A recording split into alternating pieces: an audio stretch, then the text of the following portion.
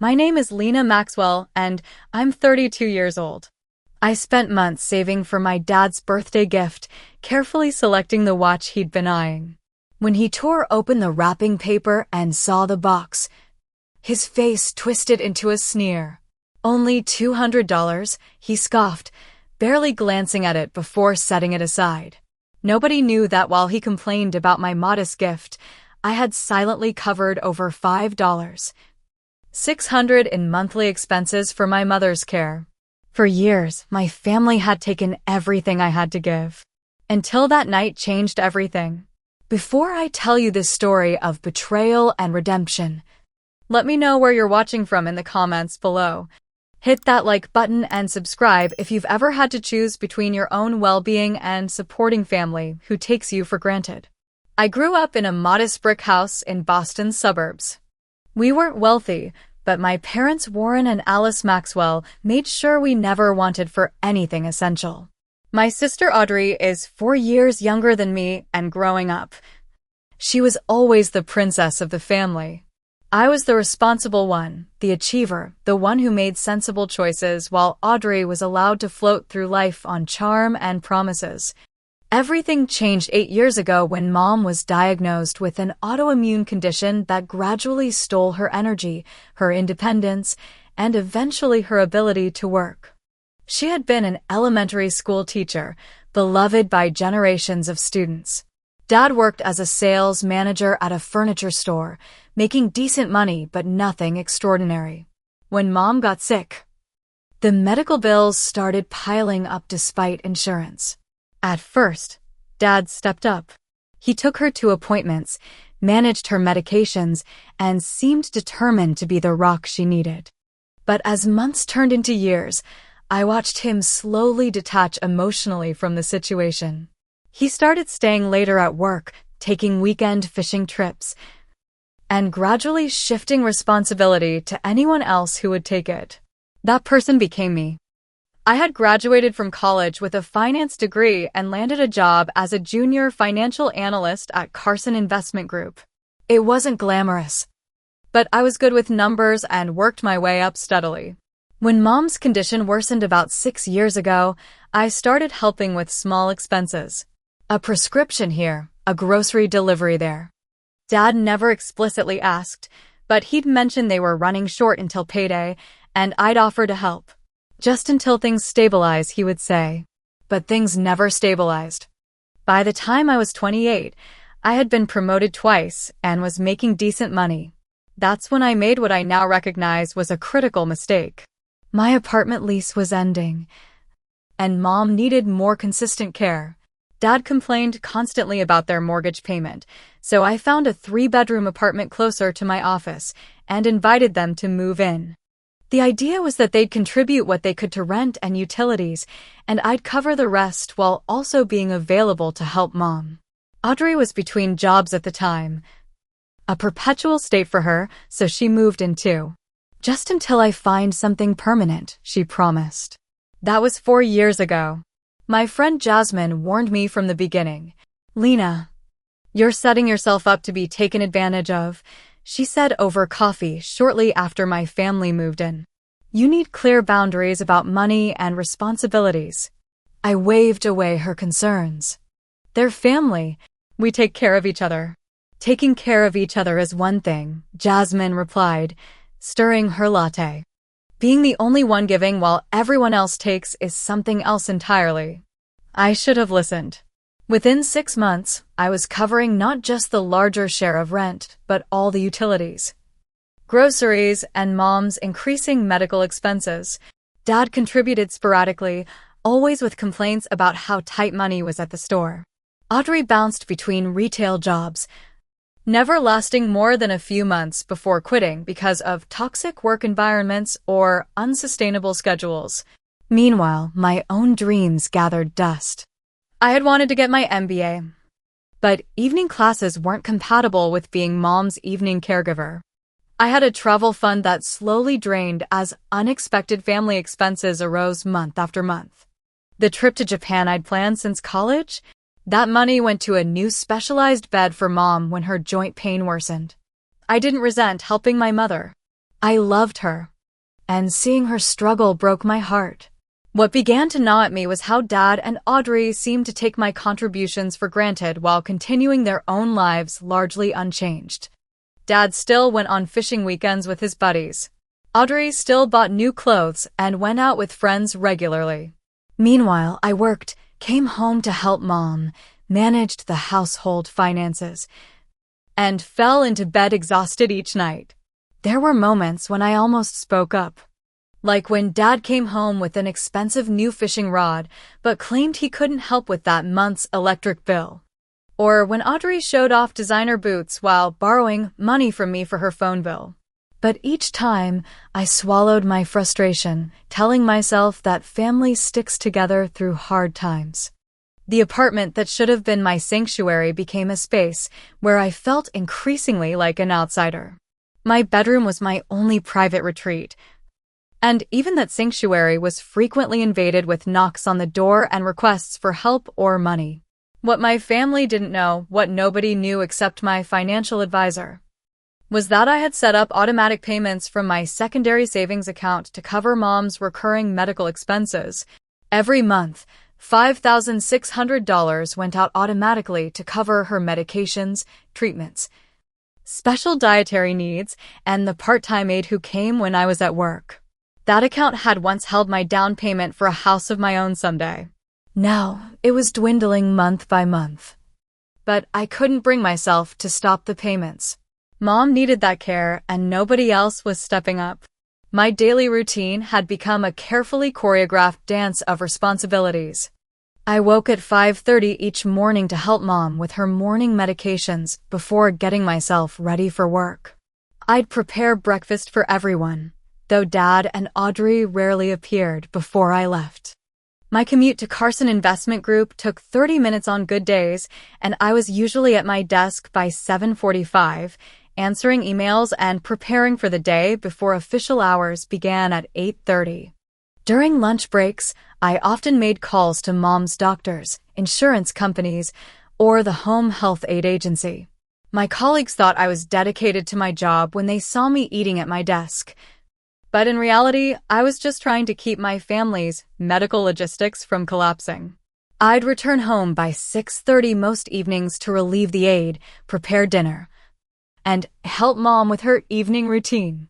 Dad would usually be watching TV, offering minimal assistance unless specifically asked.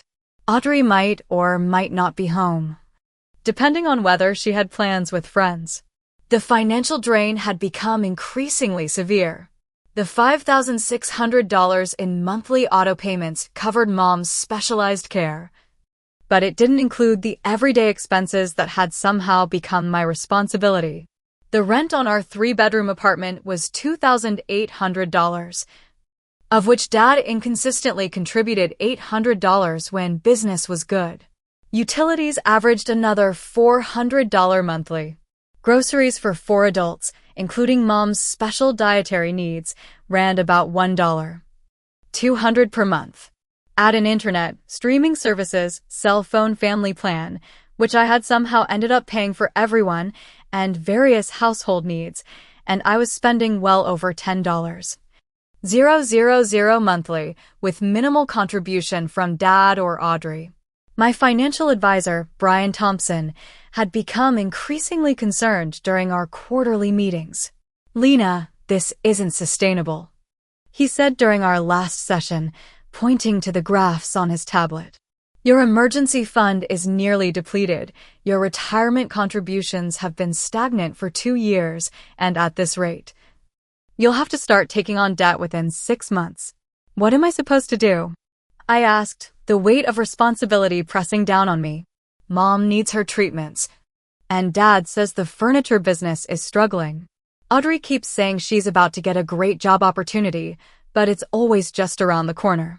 Brian leaned forward, his expression sympathetic but firm. "I understand your devotion to your family, but you need to have some difficult conversations about financial responsibility. Your salary is impressive for someone your age, but it can't support 4 adults, especially with specialized medical needs in the mix." I nodded, promising to address it, but dreading the inevitable conflict. That conversation had been 3 weeks ago, and I still hadn't found the courage to confront my family. Then came the promotion I'd been working toward for nearly 2 years. Senior financial analyst, with a significant salary increase and expanded responsibilities. When I got the news, I called home immediately, eager to share my success. Dad answered with his usual gruff, "Yeah, Dad, I got the promotion. The one I've been hoping for." "That's nice, honey." "Listen, the dishwasher's making that noise again. Can you call someone about that when you get home? Your mother needs her medicine, and I've got to meet the guys for dinner." He hung up before I could respond. The celebratory champagne I'd bought stayed in my desk drawer that day. A week later, I discovered something that made my stomach twist with anger and betrayal.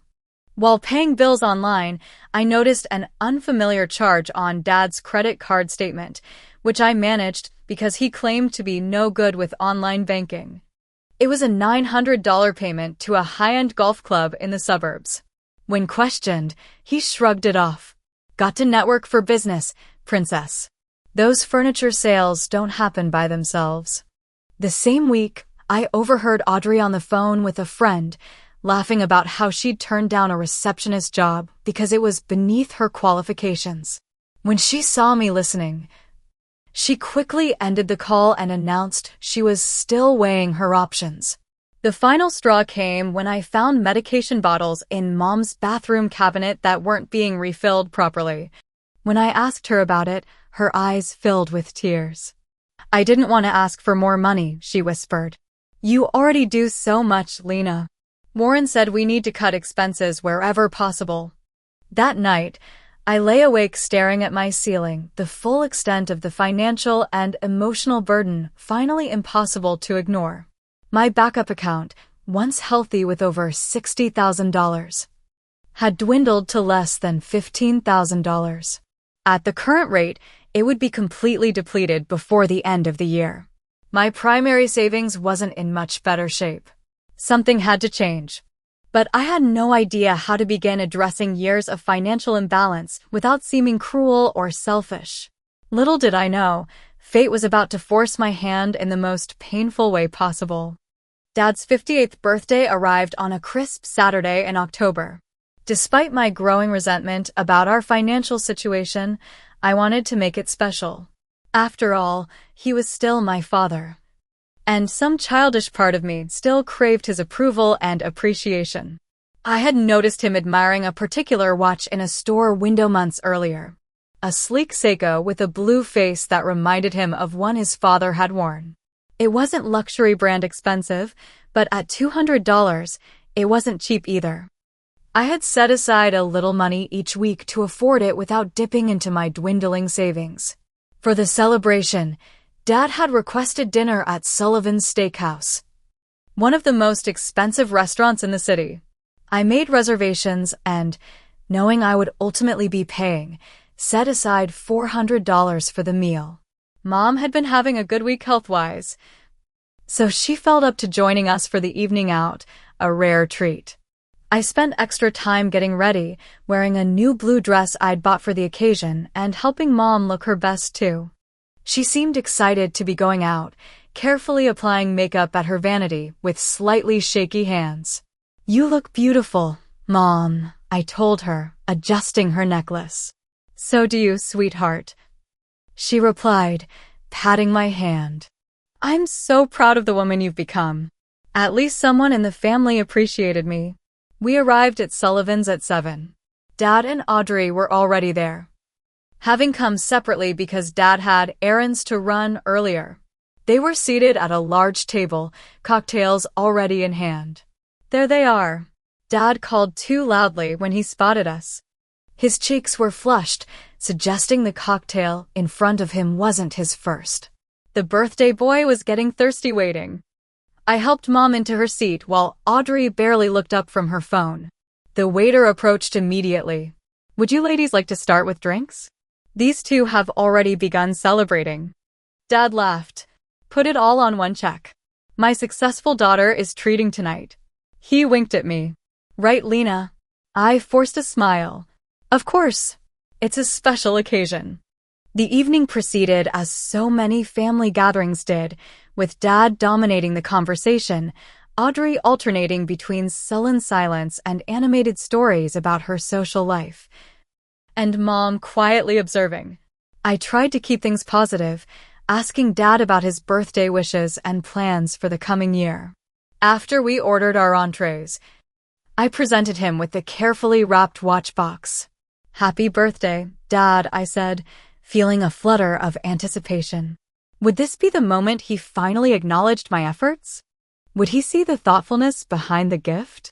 He tore through the wrapping paper carelessly, opened the box, and glanced at the watch inside. Then came the words that would forever change our relationship. "Only $200, he scoffed, barely looking at the timepiece before setting it aside. "I thought with that big promotion you'd do something special." The table fell silent. Even Audrey looked up from her phone, eyes widening at Dad's rudeness. "Warren," Mom said softly, a note of warning in her voice. "What?" he said defensively. "Lena makes good money now. She could afford better if she wanted to." My cheeks burned with humiliation and anger. Before I could respond, the waiter arrived with our entrees, forcing a pause in the conversation. I sat frozen, staring at my plate, appetite completely gone. When the waiter left, I found my voice. "I thought you liked that watch. You pointed it out in the store window." Dad waved dismissively. "Sure, it's fine for every day. Just thought you might splurge a bit more for your old man's birthday." "Lena covers Mom's entire life," I said quietly, the words escaping before I could stop them. $5,600 monthly minimum. "What was that?" Dad asked, his fork paused halfway to his mouth. "Those auto payments come from my backup account," I continued, my voice gaining strength. "The account that was supposed to be for my house down payment." Dad's face darkened. "Nobody asked you to pay all that. We could make do with less fancy treatments." "Less fancy?" I repeated incredulously. "Mom's medications aren't optional, Dad. Her physical therapy isn't a luxury." "You chose to set up those payments," he countered. "Nobody forced you." "Because nobody else was stepping up." The words burst out louder than I intended, drawing glances from nearby tables. Mom reached for my hand. "Lena, please. It's your father's birthday." I took a deep breath, trying to regain composure. "You're right. I'm sorry. Let's just enjoy dinner." But the damage was done. A tense silence fell over the table as we picked at our expensive meals. Dad drank more wine, growing progressively louder and more animated as he told stories about his fishing buddies, pointedly excluding me from conversation. As dessert was being served, Audrey cleared her throat and exchanged a meaningful look with Dad. "Actually," she said, reaching into her oversized purse, "we were going to wait until after dinner, but since we're already discussing finances." She pulled out a manila folder and tossed it across the table toward me. It slid into my water glass, spilling water across the white tablecloth. "What's this?" I asked, picking up the now damp folder. "We had a family meeting," Audrey announced, as if discussing the weather. "We voted. You need to move out by Friday." I stared at her, certain I had misheard. "Excuse me." "Open the folder," Dad instructed, sitting back with his arms crossed. Inside was a typed letter, signed by both Dad and Audrey. It stated that as the majority of household members, they had decided that I should find alternative accommodation, as the apartment would better serve the needs of Mom's care if I weren't occupying space there. They would take over the lease. "You're evicting me?" I asked, my voice barely audible. "From my own apartment?" "Not evicting," Audrey corrected with a smirk. "Just restructuring our living arrangement. Mom needs a dedicated care space. And your room is the biggest and gets the best light." "But I found that apartment," I said, feeling as though I'd stepped into some bizarre alternate reality. "My name is on the lease. I pay most of the rent." "Details," Dad said dismissively. "The landlord will understand it's for medical reasons. You make enough to find a studio somewhere." probably be happier without us cramping your style anyway. I looked at Mom, hoping for some support, but she was staring at her lap, tears streaming silently down her cheeks. Mom? I asked softly. Did you know about this? She shook her head slightly but didn't look up. The betrayal crashed over me in waves. After years of sacrifice, financial support, and caregiving, they were discarding me like unwanted furniture. And they had ambushed me in public on what was supposed to be a celebration to prevent me from making a scene. I stood up, legs shaking. I think I need some air. Don't forget the check, Dad called after me as I walked away. It's still your treat, right? I paid the nearly $500 bill at the front desk, including a generous tip for the waiter who had to witness our family drama, then walked out into the cool night air. I didn't look back to see if they were watching. I didn't say goodbye. I simply got into my car and drove away, tears blurring my vision, but a strange sense of clarity finally breaking through the fog of family obligation that had clouded my judgment for years. The drive home was a blur of streetlights and tears. I pulled over twice when the crying made it impossible to see the road clearly. My phone buzzed repeatedly in my purse, but I couldn't bear to look at it. I knew it would be Mom, possibly feeling guilty, or more likely Audrey wondering why I'd left without giving them a ride home. When I finally arrived at the apartment, I sat in my car for nearly 20 minutes, staring up at the windows I paid for, at the home I had created and that my family was now claiming as their own. The unfairness of it all was staggering. Inside, the apartment was dark and empty. They were still at the restaurant, perhaps calling a rideshare service to bring them home. A charge that would undoubtedly appear on my credit card later. I moved through the room slowly, seeing everything with new eyes. The furniture I had purchased piece by piece. The medical equipment for Mom that insurance didn't cover. The television Dad insisted we needed for his sports watching. Audrey's collection of designer accessories casually strewn across the common areas. In my bedroom, I collapsed onto my bed and finally checked my phone. 3 missed calls from Mom. A text from Audrey asking where I'd parked and nothing from Dad. Typical. I called the one person I knew would understand. Jasmine? My voice cracked as she answered. Can you talk? Lena? What's wrong? The concern in her voice nearly set me off crying again. I recounted the entire evening, from the dismissal of my gift to the ambush with the eviction notice.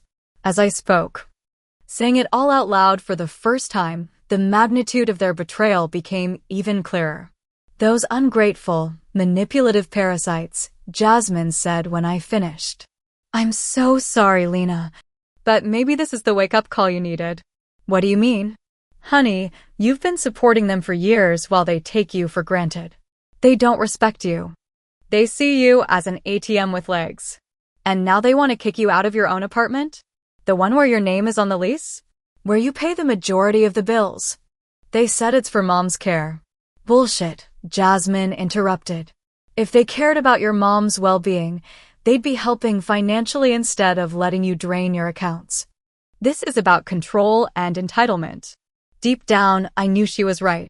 For years, I'd been making excuses for their behavior, convincing myself that family obligation justified the one-sided giving. But tonight's events had torn away the last of my illusions. What should I do? I asked, feeling lost. What do you want to do? Jasmine countered. I sat in silence for a moment, thinking. Then, with a clarity that surprised me, I knew exactly what needed to happen. I want to take back control of my life, I said firmly. Starting tonight. After ending the call with Jasmine, I opened my laptop and began the process of untangling my finances from my family's. First, I logged into my bank accounts and revoked all authorized access for Dad and Audrey. I changed passwords and security questions. I canceled the joint credit card I had foolishly opened with Dad as an authorized user. Next, I drafted an email to my landlord, Mr. Peterson, explaining the situation and making it clear that as the primary leaseholder, I did not authorize any changes to the living arrangements. I attached copies of rent payments from my account for the past year as evidence of my financial responsibility for the apartment. The auto payments for Mom's care were harder to address. I couldn't bring myself to simply cut them off, knowing how much she needed the treatments. Instead, I set up a new, separate account with a 3-month cap on funding. It would give me time to make alternative arrangements for her care without cutting her off immediately. I froze the rent split arrangement I had set up, where minimal amounts came from Dad and Audrey's accounts automatically each month. If they wanted to stay, they would need to arrange payments themselves going forward. As I worked through the night, methodically severing the financial ties that had bound me to their exploitation, I felt a mix of grief and liberation. This wasn't how family was supposed to be. But continuing as we had been wasn't an option anymore. By 4 a.m, I had created documentation of everything I had contributed financially over the past 4 years. The total was staggering, well into the 6 figures when all expenses were tallied. I organized it all into a comprehensive spreadsheet, with supporting documentation from bank statements and receipts. I wasn't sure what I would do with this information yet, but having it organized gave me a sense of validation that I wasn't overreacting. I printed everything and placed it in a large envelope, marking it confidential in bold letters. This would be my response to their eviction notice. As dawn broke, I heard keys in the door. They were finally home. I quickly closed my laptop and slipped the envelope into my work bag. I wasn't ready to confront them yet, not while emotions were still raw and I was operating on no sleep. I sent a quick email to my boss explaining I would be working remotely until lunch due to a family emergency, then gathered essentials for the day. I needed to leave before they realized I was awake. My office would be my sanctuary today, a place where I could continue making arrangements while processing the emotional aftermath of the previous night. As I slipped out of my bedroom, I nearly collided with Audrey in the hallway. She looked surprised to see me dressed for work so early. "Where are you going?" she asked suspiciously. "Work," I replied simply, moving past her toward the door. "We need to talk about the arrangements," she called after me. "Dad says you should be out by Wednesday now, not Friday." I paused with my hand on the doorknob, anger flaring again. Without turning around, I said I wouldn't count on that if I were you, and left, closing the door firmly behind me. In my car, I took several deep breaths, preparing myself for the confrontation that would inevitably come. For the first time in years, I felt in control of my own destiny. It wouldn't be easy, and the emotional toll would be significant. But I was finally standing up for myself. No more enabling. No more silent resentment. No more sacrificing my future for people who couldn't even say thank you for a birthday gift. I arrived at Carson Investment Group by 7:30, hours before most of my colleagues would appear. The early morning cleaning staff gave me curious looks as I settled at my desk with a large coffee from the cafe downstairs. My office became my war room as I continued making arrangements. First, I called my bank and spoke with a financial advisor about further securing my accounts. They flagged potential unusual activity patterns and added verbal passwords beyond the standard security questions. Next, I contacted the utility companies for our apartment and had all services transferred solely into my name, requiring my explicit authorization for any changes. Around 9:30, my phone began ringing incessantly. Dad, Audrey, even Mom all calling in succession. I silenced it and focused on my work presentation for an afternoon meeting. When my direct line at the office began ringing, I knew they were escalating their attempts to reach me. Amanda, our receptionist, buzzed through. "Lena, there's a Warren Maxwell insisting on speaking with you. Says it's a family emergency. Tell him I'm in a meeting and will call back later," I instructed, my heart pounding but my resolve firm. At 11, I stepped out to use the restroom and returned to find a courier delivery on my desk. Inside was a formal letter from Dad, written on his business stationery. demanding I cease and desist interfering with family financial arrangements and threatening legal action if I didn't comply with the family vote regarding the apartment. The audacity was almost laughable. I took the delivery envelope, placed my documented financial contributions inside, and addressed it to our apartment with confidential written prominently across the front. I handed it to Amanda with instructions for courier delivery and a substantial tip for same-day service. "Everything okay?" she asked, concern evident in her eyes. We weren't close friends, but after 4 years working together, she could clearly sense something was wrong. "Family drama," I said with a weak smile. "Nothing I can't handle." By early afternoon, my boss Charles had noticed my distraction and pulled me aside after our team meeting. "Lena, you've seemed off today. Anything I should know about?" I hesitated, not wanting to bring personal issues into my workplace, but also recognizing I might need flexibility in the coming days. I gave him a brief, professional summary of the housing situation. "I may need to take a personal day or two to sort out new living arrangements," I concluded. Charles nodded sympathetically. "Take what you need. Your work has always been exemplary. Just keep me posted." I had just returned to my desk when Amanda's voice came through the intercom again, this time with an edge of urgency. "Lena, your father is here. He's quite insistent on seeing you, and he's causing a bit of a scene in reception." My stomach dropped, but I straightened my spine. This confrontation was inevitable, though I hadn't expected it at my workplace. "I'll be right there," I replied, taking a moment to compose myself. The reception area was uncomfortably quiet when I arrived. Dad stood near Amanda's desk, red-faced and agitated. Several colleagues were pretending not to watch while clearly listening intently. "Dad," I said evenly, "this isn't the place for a family discussion." "It apparently is," he snapped, waving the envelope I'd sent. "Since you're avoiding my calls and sending financial threats." "Those aren't threats," I corrected calmly. "That's documentation of my contributions to our household over the past 4 years. Contributions that make it very clear whose apartment it actually is." "You're really going to do this?" he demanded, his voice rising. "After everything we've done for you?"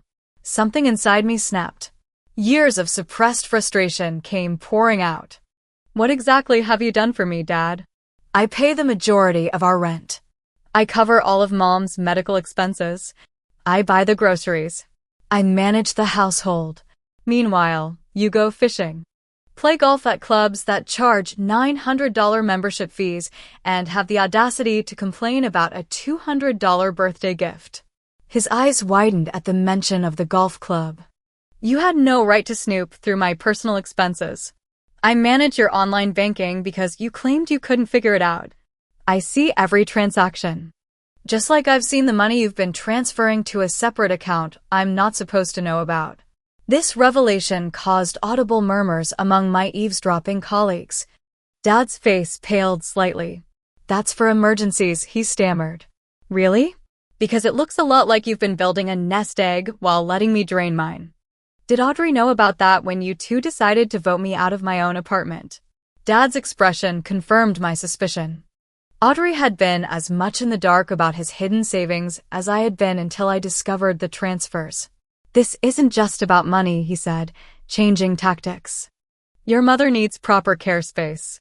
Mom needs her medications and treatments, which I've been paying for while you complain about contributing to rent," I countered. "If her care was really your priority, you'd have been helping financially instead of hiding money and playing golf." A tall figure approached from the elevator bank. David Lee from our legal department had apparently been drawn by the commotion. He positioned himself casually but strategically near us. "Everything all right here, Lena?" he asked, his presence an implicit offer of support. "My father was just leaving," I said, not breaking eye contact with Dad. "This isn't over," Dad warned. But his bluster had diminished under the professional scrutiny of my colleagues. "You're right about that," I agreed. "I'll be at the apartment tonight to discuss next steps. I suggest you and Audrey prepare for significant changes to our living and financial arrangements." David stepped forward slightly. Sir, I can show you to the elevator. Dad glared at him, then at me, before turning and storming toward the exit without another word. As the door closed behind him, I released a breath I hadn't realized I was holding. Thank you, I said to David. No problem, he replied. Family conflicts are the worst. Let me know if you need anything. I returned to my desk, aware of curious glances following me. My phone buzzed with a text from Mom. I didn't know about any of this. Please call me when you can. The confrontation had been painful but clarifying. Dad's reaction to being exposed confirmed what I had begun to suspect. He had been systematically taking advantage of my financial support while secretly building his own reserves. The man who had raised me to value honesty and family loyalty had betrayed both principles. As the afternoon progressed, I received another unexpected call, this time from Audrey.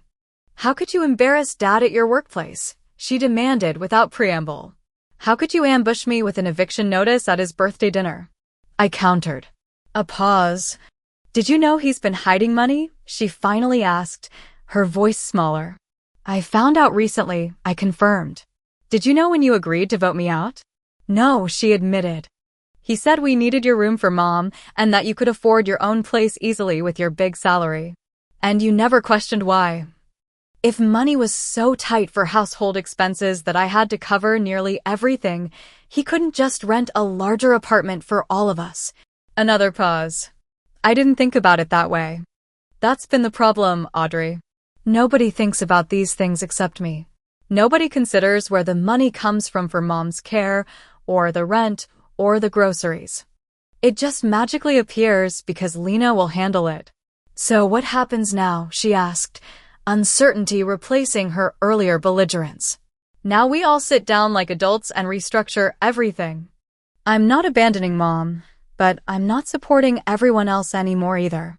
After we hung up, I felt a strange mix of exhaustion and exhilaration. The secret was out. The dynamics were changing. It wouldn't be easy, and relationships might be permanently altered.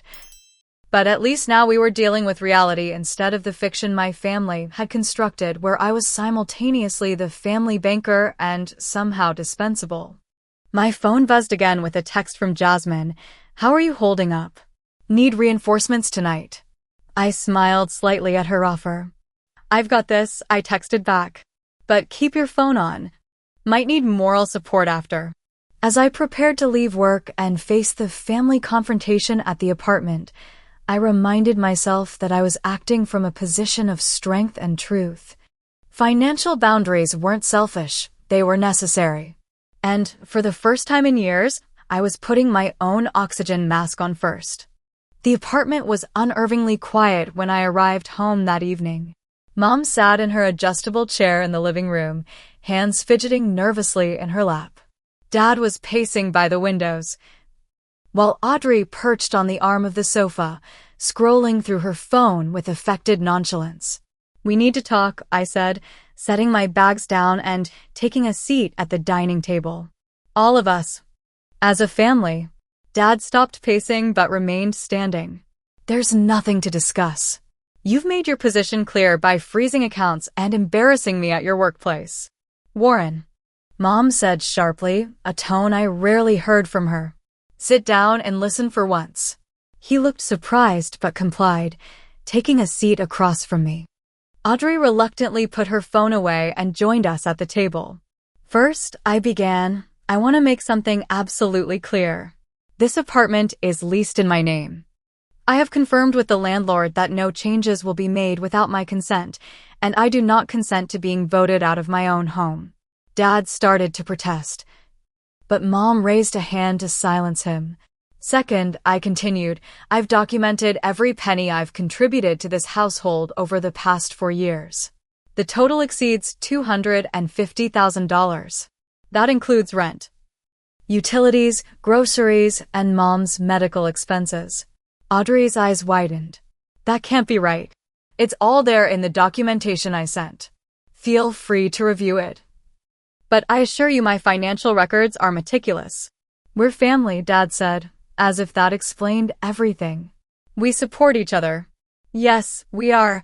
And yes, we should, I agreed. But support goes both ways. What I've been doing isn't support, it's enabling dependency and entitlement. Mom reached across the table and took my hand. I had no idea it was so much, Lena. I knew you were helping, but not to this extent. I didn't want you to worry, I told her gently. Your health has always been my priority. So what now? Audrey asked. Are you kicking us out? No, I replied. I'm establishing boundaries. Here's what's going to happen going forward. I outlined my plan clearly and without room for negotiation. I would continue paying for Mom's essential medical care directly to providers, but all other household expenses would be divided proportionally based on income. Dad would contribute 40% of rent and utilities based on his salary. Audrey would need to find stable employment within 30 days or make other living arrangements. That's outrageous. Dad sputtered. I can't afford that much. According to your tax returns and the bank statements I've managed for years, you absolutely can, I countered. Especially considering the separate account you've been building. He had the decency to look embarrassed when Mom turned to him with questioning eyes. What separate account? She asked quietly. The conversation that followed was painful but necessary. Dad reluctantly admitted to maintaining a personal emergency fund that had grown to over $30,000 while I covered increasing household expenses. Audrey confessed she had turned down 3 job offers in the past year because they weren't exciting enough, assuming I would continue covering her share of expenses indefinitely. Mom sat silently through most of the revelations, tears occasionally slipping down her cheeks. When everyone had finished speaking, she straightened in her chair. I'm ashamed, she said simply. Not of Lena, but of how the rest of us have treated her. This isn't the family I thought we were. Her words hit harder than any accusation I could have made. Dad stared at the table, unable to meet her eyes. Audrey sniffled, for once seeming genuinely affected. I'm moving out, I announced. Once the silence had stretched uncomfortably long. Not because you voted me out, but because I need space to rebuild my life and my savings. I'll continue supporting Mom's care. But the rest of the financial arrangements need to change immediately. The weeks that followed were a whirlwind of adjustments and difficult transitions. I found a 1-bedroom apartment in a quieter neighborhood, still within easy distance to check on Mom regularly. The rent was significantly less than what I'd been paying for our family apartment, allowing me to begin rebuilding my depleted savings. Dad initially resisted the new financial arrangements, claiming business was slow and he couldn't afford the increased contribution.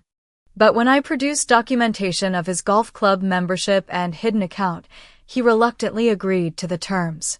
Audrey, surprisingly, was the first to make concrete changes. Whether motivated by guilt or the reality check of potentially losing her housing, she secured a position as an administrative assistant at a local marketing firm within 2 weeks. The job wasn't glamorous, but it provided steady income and benefits. It's actually not terrible, she admitted when I visited to check on Mom. My boss is decent. And I'm learning about the business side of marketing. Mom found herself caught in an uncomfortable position between Dad and me. She called daily, often in tears about the tension in the apartment without me there as a buffer. I reassured her that my support for her care wouldn't change. But I also encouraged her to hold Dad accountable for his responsibilities. You deserve better than you've been getting, I told her during one of our coffee dates. From all of us, but especially from Dad. He's struggling with feeling obsolete, she said, always finding excuses for him. His pride is wounded. His pride caused this situation, I reminded her gently. He chose to hide money and shirk responsibility while watching me drain my savings. Creating a sustainable plan for Mom's care without enabling Dad was a delicate balance. I worked with her doctors to streamline treatments and find more cost-effective medication options without compromising her health. I set up direct payment arrangements with her primary providers and the home health agency, bypassing Dad's involvement entirely. The emotional strain was considerable. Dad attempted to guilt me repeatedly, making comments about abandoning family when I visited and suggesting Mom's health was declining because of the stress I'd caused. These manipulations would have worked months earlier, but I now recognized them for what they were. Mom's latest blood work shows improvement, I countered during one such attempt. Her doctor says reducing household tension has been beneficial for her condition. My apartment became my sanctuary, the first space that was truly mine in years. I decorated simply but comfortably, focusing on creating a peaceful environment. Without the constant drain of supporting 3 additional adults, I found myself with disposable income again. I began rebuilding my emergency fund and even restarted my travel savings with a modest monthly contribution. Unexpected support emerged from surprising sources. David from the legal department at work became a friend, offering professional advice about tenant rights and family financial boundaries. Several colleagues who had witnessed Dad's confrontation reached out with their own stories of family financial entanglements, creating an informal support network I hadn't realized I needed. The most surprising ally proved to be my boss, Charles. After noticing my improved performance following the family separation, he called me into his office. "Whatever you've done to address your personal situation, it's working," he said. "You're more focused, more creative, and frankly, you look healthier. I'd like to recommend you for the leadership development program we discussed last year." The opportunity one had postponed multiple times due to family obligations was suddenly viable again. As I began attending the weekly sessions, I felt parts of myself reawakening, ambitions and interests that had been buried under years of caretaking and financial stress. The path wasn't without setbacks. Dad missed rent payments twice, necessitating difficult conversations with the landlord. Audrey lost her temper during a Sunday dinner, accusing me of destroying the family with my selfish demands. But these challenges no longer devastated me the way they once would have. I had established boundaries, and I was committed to maintaining them even when it was uncomfortable. 6 months into the new arrangement, I realized something profound. By stepping back and refusing to enable unhealthy patterns, I had actually created space for everyone to grow. Dad had reluctantly taken on more household responsibilities. Audrey was developing professional skills and confidence. And Mom, though still dealing with her health challenges, seemed more empowered to advocate for herself within the family dynamic. As for me, I was finally beginning to heal from years of unacknowledged exploitation and emotional manipulation. The journey wasn't complete, but for the first time in years, I was moving forward instead of just treading water. 6 months turned into a year, bringing changes I could never have anticipated when I first stood up to my family that fateful birthday night. My 1-bedroom apartment had become a true home. Filled with books I finally had time to read, plants that thrived under my care, and a peace I hadn't experienced in years. My financial situation had stabilized remarkably. Without the constant drain of supporting my entire family, my savings account was growing steadily. I had even started maxing out my 401k contributions and opened a separate investment account with Brian's guidance. The promotion at work came with another salary increase, and for the first time since college, I felt financially secure. The most significant change, however, was in my relationship with Mom. Initially, I worried that establishing boundaries with Dad and Audrey would damage my connection with her. Instead, it had evolved into something healthier and more honest. "I'm sorry I didn't see what was happening sooner," she told me during one of our weekly lunch dates. Her color was better these days, the specialized treatment plan I had arranged working more effectively than the haphazard approach before. "I let them take advantage of you because it was easier than confronting Warren." "You were sick, Mom," I reminded her. "Your focus needed to be on getting better. Being sick doesn't excuse being blind," she insisted. Or complicit. We had developed a new routine. I visited 3 times weekly, helping with her physical therapy exercises and taking her to medical appointments. Dad had finally stepped up to handle some of her daily care, though often with visible reluctance. The home health aide continued coming during weekdays, her salary now paid directly from my dedicated account for Mom's care. The most surprising development was Mom's improved health. Her doctor attributed it to reduced stress in the household and more consistent treatment adherence. Whatever changes you've made in your family dynamic, Dr. Brennan told us during a checkup, they're working. Your inflammatory markers are the lowest we've seen in 3 years. Dad's transformation had been slower and more grudging. The exposure of his secret account and financial manipulations had damaged his standing in the family, particularly with Mom. For weeks, he alternated between defensive anger and attempts to minimize what he'd done. It wasn't a secret, he insisted during a tense family dinner. It was just my personal savings that nobody needed to know about while Lena was helping out. While Lena was supporting all of us, Mom corrected sharply, and draining her own savings to do it. The confrontation that followed that dinner had been ugly but necessary. Mom, finding strength I hadn't seen in years, had presented Dad with an ultimatum. Either commit to marriage counseling and financial transparency, or she would consider separation despite her health challenges. His shock had been genuine. Like many who have taken advantage of others for years, he had convinced himself he was entitled to his behavior. Seeing his wife of 35 years threaten to leave him was the wake-up call nothing else had managed to be. 3 months of weekly counseling sessions had produced gradual but significant changes.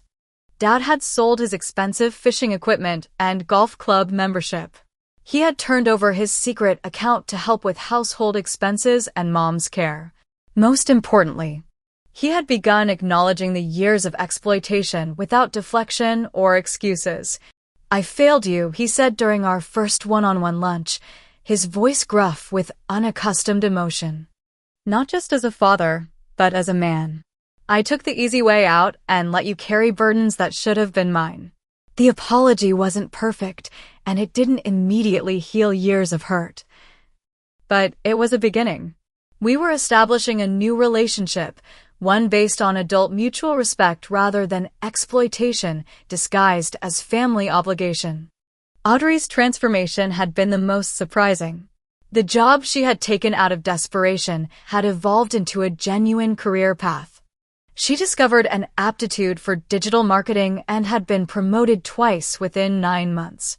Her increased income meant she was now paying her full share of household expenses. And she had even begun repaying me in small monthly installments for all those years you covered for me. I never realized how good it feels to stand on my own feet, she admitted during a rare sister lunch. I always thought independence would be scary, but it's actually liberating. My friendship with David from the legal department had gradually evolved into something more. What began as professional advice about my family situation had developed into coffee breaks, then dinners, and eventually a relationship that caught me completely by surprise. After years of putting my own needs last, allowing myself to be cared for by someone else was an adjustment. You deserve to be prioritized, he told me one evening as we walked through the park near my apartment. Not just by me, but by yourself. The leadership development program at work had opened new opportunities one wouldn't have had the capacity to pursue while managing my family's finances and care. Charles had begun mentoring me directly, preparing me for a potential director-level position that would open the following year.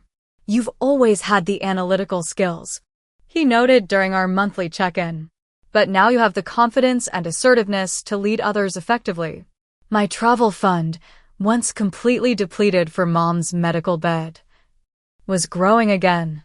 I had booked a 2-week trip to Japan for the following spring, fulfilling the dream I had abandoned years earlier. The prospect of exploring Kyoto's temples and Tokyo's vibrant streets represented more than just tourism. It was reclaiming a part of myself I had sacrificed. Even my relationship with the apartment where my family still lived had evolved. As the legal leaseholder, I had considered removing myself entirely, but ultimately decided on a different approach. I formalized the arrangement with a written agreement, including specific financial contributions from each family member and consequences for missed payments. It wasn't the warm, fuzzy family arrangement I once imagined, but it was honest and sustainable. The most profound change, however, was internal. The guilt that had driven me to sacrifice my financial security and personal dreams had been replaced by a clearer understanding of healthy family dynamics. I still loved my family, still supported Mom's care, still participated in their lives, but from a position of strength rather than exploitation. When Dad's birthday approached again, I faced it with mixed emotions. The previous year's disaster had been the catalyst for necessary changes, but the memory still stung. After consideration, I decided to host a small dinner at my apartment, maintaining control of the environment and narrative. I kept the gift simple but meaningful, a framed photo of Mom and him from their early years together, before illness and financial stress had strained their bond.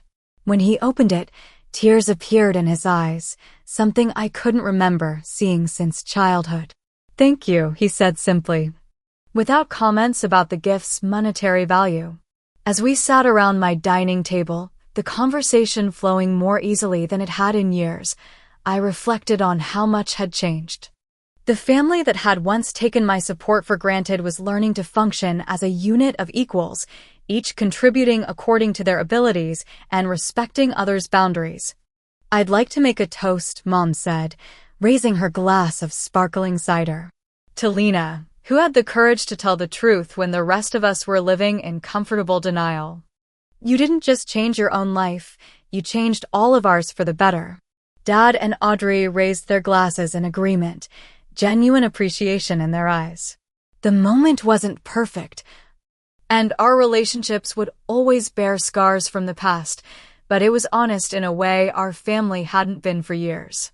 Later that evening, after everyone had gone home and I was enjoying the quiet of my apartment, I realized the most important lesson from the past year: true family supports each other reciprocally, not through one-sided sacrifice. Love without respect and reciprocity isn't really love at all, it's exploitation. And sometimes, the most loving thing we can do for others is to stop enabling behaviors that harm everyone involved. The path to this understanding had been painful, but I wouldn't trade the clarity it brought. I had learned to value myself enough to require that others value me too. I had discovered that setting boundaries wasn't selfish, but necessary for genuine relationships. Most importantly, I had found the courage to build the life I deserved, surrounded by people who contributed as much as they received. The journey wasn't over. The family dynamic still required vigilance and occasional course corrections, but the foundation was stronger than ever before. And for that painful but necessary transformation, I was genuinely grateful.